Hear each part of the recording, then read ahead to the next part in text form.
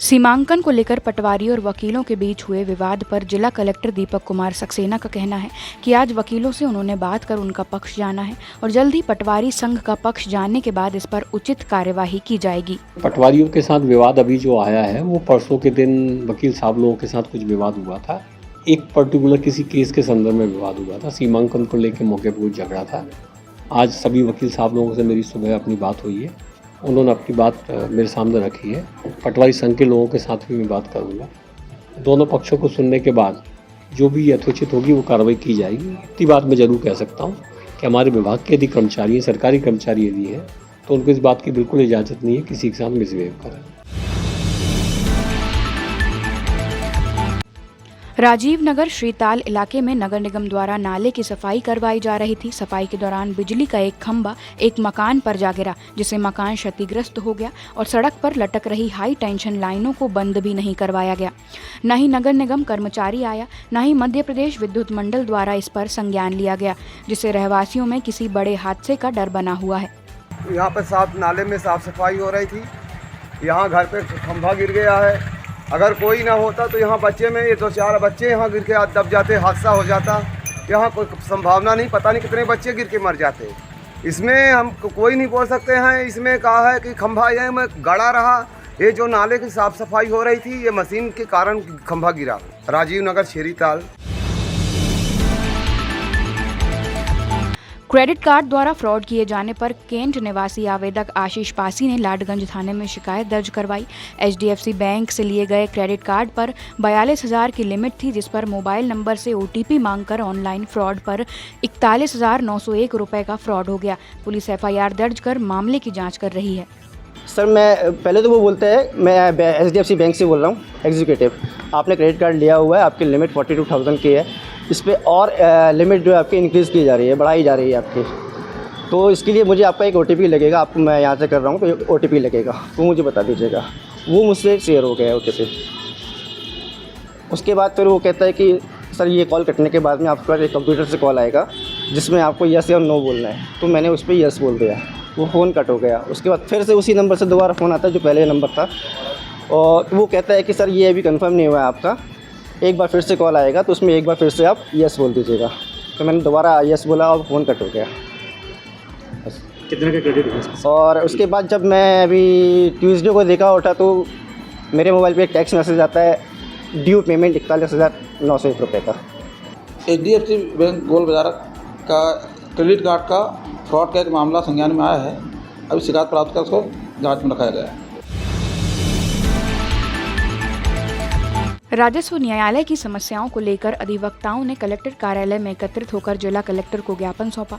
जिला अधिवक्ता संघ के नेतृत्व में आधारताल तहसीलदार के पटवारी जागेंद्र पीपरे द्वारा वकीलों के साथ की गई अभद्रता को लेकर जिला कलेक्टर के सामने राजस्व न्यायालय को दलाल मुक्त न्यायालय बनाने की मांग को लेकर अपनी बातें रखी। राजस्व न्यायालय की समस्याओं को लेकर हम सब अधिवक्ता जिला अधिवक्ता संघ के नेतृत्व में आज कलेक्टर साहब से मिलने गए थे।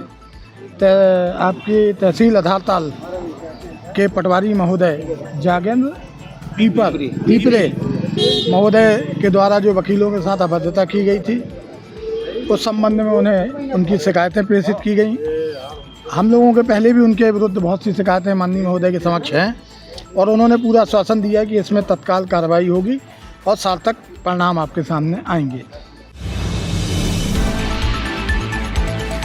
आधारताल में कबाड़ गोदाम में हुए ब्लास्ट के मामले पर घटना स्थल से एक्टिव सेल पाए गए, जिस पर कार्यवाही की गई और सीओडी की टीम द्वारा इनएक्टिव बमों को डिस्पोज किया गया। एडिशनल एसपी सोनाली दुबे का कहना है कि इस मामले के 2 आरोपियों को गिरफ्तार किया जा चुका है और एक मुख्य आरोपी शमीम कबाड़ी की तलाश की जा रही है। आधारताल बम ब्लास्ट वाली घटना जो है उसमें अभी विवेचना चल रही है। जैसा आप सभी लोग जान रहे हैं उसमें 2 आरोपी अरेस्ट हैं। इस विवेचना में अभी वर्तमान में जो है जो कुछ एक्टिव शेल घटनास्थल पे थे उनको सीओडी ऑफिसर्स जो है वो ले गए हैं वहाँ से और उसको वो डिस्ट्रॉय करेंगे। इसके अलावा शमीम जो है उसके गिरफ्तारी के प्रयास जो है वो पुलिस के द्वारा किए जा रहे हैं और जल्दी उनको गिरफ्तार कर लिया जाएगा। तो जांच में है कि ये सेल कहाँ से जो जिस तरह के एक्सप्लोजिव्स वहाँ पर हैं, कंसर्निंग जो डिपार्टमेंट्स हैं उनसे पूछा जा रहा है और जैसे ही इनके जवाब आएंगे इन्वेस्टिगेशन में स्पष्ट हो जाएगा कि कहाँ से आया था।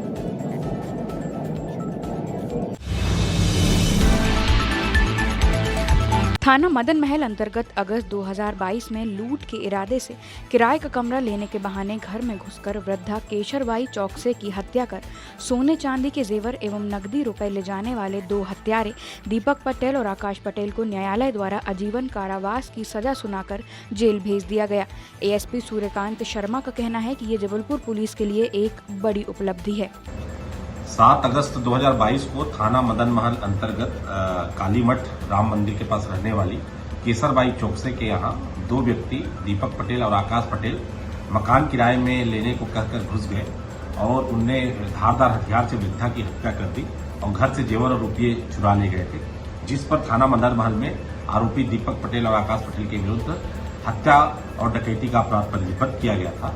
इस प्रकरण को पुलिस अधीक्षक जबलपुर द्वारा सनसनीखेज और जघन्य मानते हुए चालान प्रस्तुत करने के बाद लगातार न्यायालय में इसकी मॉनिटरिंग की गई और सभी गवाहों को उनके दिए गए बयान के अनुरूप साक्ष्य देने हेतु पुलिस के जांचकर्ता अधिकारियों द्वारा इसमें अथक मेहनत और परिश्रम किया गया और इसके परिणाम स्वरूप माननीय न्यायालय द्वारा कल इन दोनों आरोपियों को दीपक पटेल और आकाश पटेल को आजीवन कारावास की सजा सुनाई गई है, जो कि जबलपुर पुलिस के लिए एक बहुत बड़ी उपलब्धि है।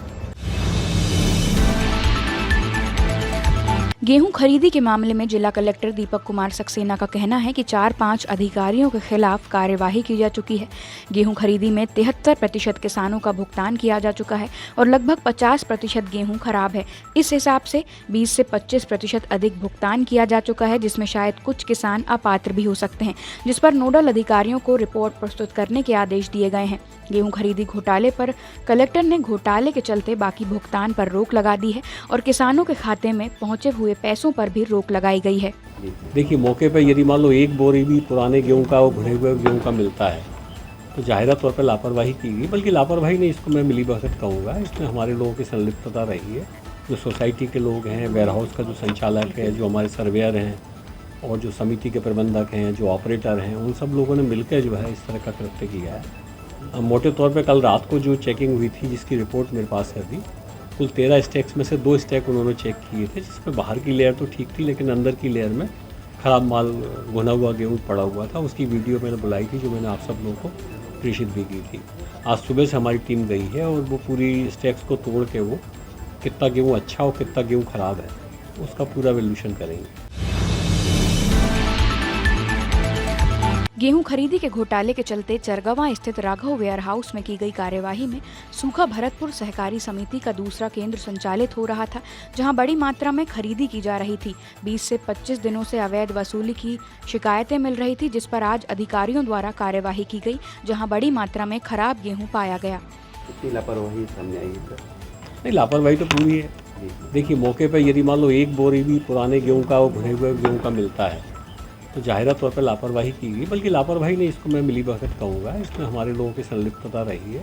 जो सोसाइटी के लोग हैं, वेयर हाउस का जो संचालक है, जो हमारे सर्वेयर हैं और जो समिति के प्रबंधक हैं, जो ऑपरेटर हैं, उन सब लोगों ने मिलकर जो है इस तरह का कृत्य किया है। मोटे तौर पे कल रात को जो चेकिंग हुई थी, जिसकी रिपोर्ट मेरे पास है अभी, कुल 13 स्टैक्स में से 2 स्टैक उन्होंने चेक किए थे, जिसमें बाहर की लेयर तो ठीक थी लेकिन अंदर की लेयर में ख़राब माल भुना हुआ गेहूँ पड़ा हुआ था। उसकी वीडियो मैंने बुलाई थी, जो मैंने आप सब लोगों को प्रेषित भी की थी।